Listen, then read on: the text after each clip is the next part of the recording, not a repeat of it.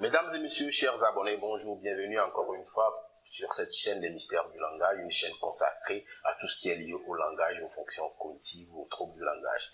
Aujourd'hui, nous avons l'honneur de recevoir monsieur Etonon Kossi Emmanuel et nous sommes à Lomé, au siège du SAFEPS qui se situe à Agoué. Dans cette émission, nous allons aborder ce que c'est que les troubles d'apprentissage scolaire, les différents types de troubles et également les différentes adaptations à faire pour aider un enfant qui présente des troubles d'apprentissage scolaire. Pour vous permettre de bien vous installer, de prendre de quoi noter et de mobiliser toute votre attention, on se retrouve juste après le générique. À bientôt.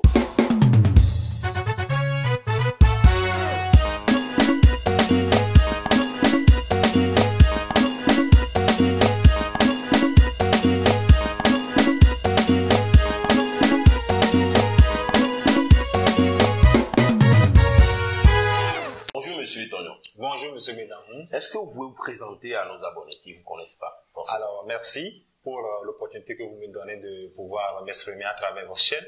Je me nomme Emmanuel Etonon, je suis orthophoniste et spécialiste en sciences de l'éducation.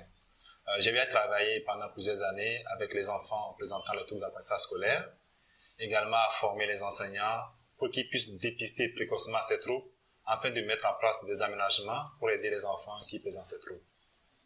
Merci. Comme l'avez compris, aujourd'hui, on va parler de troubles d'apprentissage scolaire. Alors, en tant que spécialiste, avec des mots simples, est-ce que vous pouvez me définir ce que vous entendez par troubles d'apprentissage scolaire?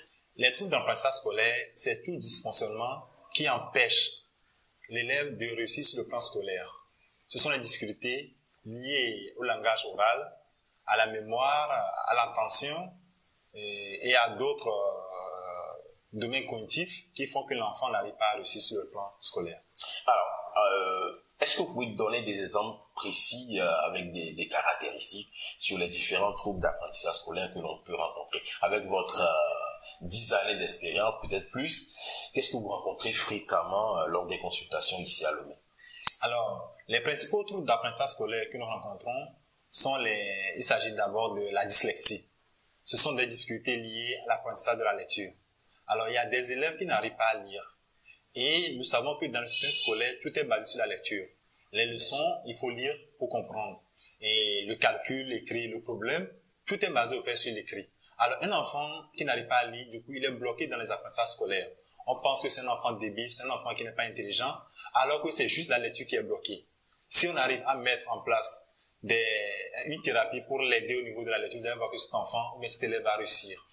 Alors, un enfant qui présente la dyslexie présente aussi la dysorthographie. Il s'agit des troubles sévères de l'apprentissage de l'orthographe. Donc, ce sont les élèves qui ont toujours une mauvaise note en orthographe. Quand vous parlez d'orthographe, c'est des enfants qui vont faire des erreurs, par exemple, en dictée, c'est ça? Exactement. Ce sont les erreurs. Les enfants qui font d'énormes erreurs en dictée, ils ont souvent 0 en dictée. Alors, nous rencontrons également les enfants qui ont des difficultés d'attention et de mémoire. Alors, ce sont des enfants, lorsqu'on fait le cours, ils ne suivent pas le rythme des acquisitions. Des fois, ils sont là, mais leur esprit est ailleurs. Ou ce sont des enfants qui sont vraiment agités, hyperactifs. Donc, toutes ces difficultés empêchent ces enfants de réussir leur cursus scolaire. Alors, nous savons que lorsqu'on fait le calcul mental, il faut avoir des aptitudes mnésiques développées. Donc, un enfant qui a des difficultés de mémoire, vous allez voir que non seulement il ne peut pas faire le calcul mental, mais lorsque l'enseignant fait le cours, il ne peut pas retenir ce que l'enseignant fait. Il apprend à la maison, mais lorsqu'il s'agit de l'évaluation, il a toujours une mauvaise note parce qu'il a des difficultés qui l'empêchent de mémoriser tout ce qui est verbal ou non verbal. Alors, nous rencontrons également des élèves qui ont des difficultés au niveau de la logique et du raisonnement et aussi du calcul. Alors, là, il s'agit des élèves qui ont de grosses difficultés lorsqu'il s'agit de faire des tâches de calcul, la multiplication, la division, ou lorsqu'il s'agit de résoudre des problèmes.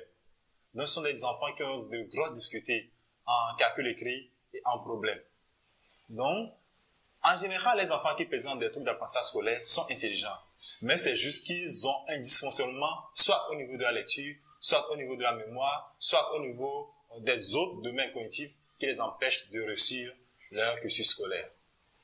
Alors, si j'ai bien compris, ces difficultés vont donc attaquer un domaine très spécifique. Est-ce qu'il peut y avoir une combinaison chez un enfant qui a la dyslexie, la dysorthographie, les troubles de la mémoire, ou c'est un tout, ou c'est vraiment spécifique?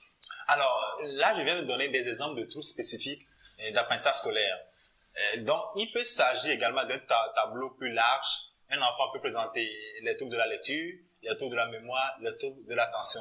Généralement, c'est rare de voir le trouble isolé. Souvent, vous allez voir que lorsqu'un enfant présente un trouble de la lecture, il présente généralement également des difficultés au niveau de l'attention, au niveau de la mémoire. Mais mis à part les troubles spécifiques d'apprentissage scolaire, il peut également, l'élève également peut présenter des troubles qui ne sont pas spécifiques, comme un enfant qui n'entend pas bien. Du coup, l'enfant qui n'entend pas bien, lorsque l'enseignant fait le cours, lui n'entend pas, il ne peut pas retenir et il va avoir de mauvaises notes. Il y a certains élèves en classe qui n'arrivent pas à voir, qui ont des difficultés visuelles. Donc, du coup, lorsqu'on écrit au tableau, lui n'arrive pas à voir, il écrit autre chose. Donc, l'enseignant, lui, pense que l'enfant est paresseux, alors que l'enfant présente des difficultés, soit au niveau de la vision, au niveau de l'audition, qui l'empêche de réussir.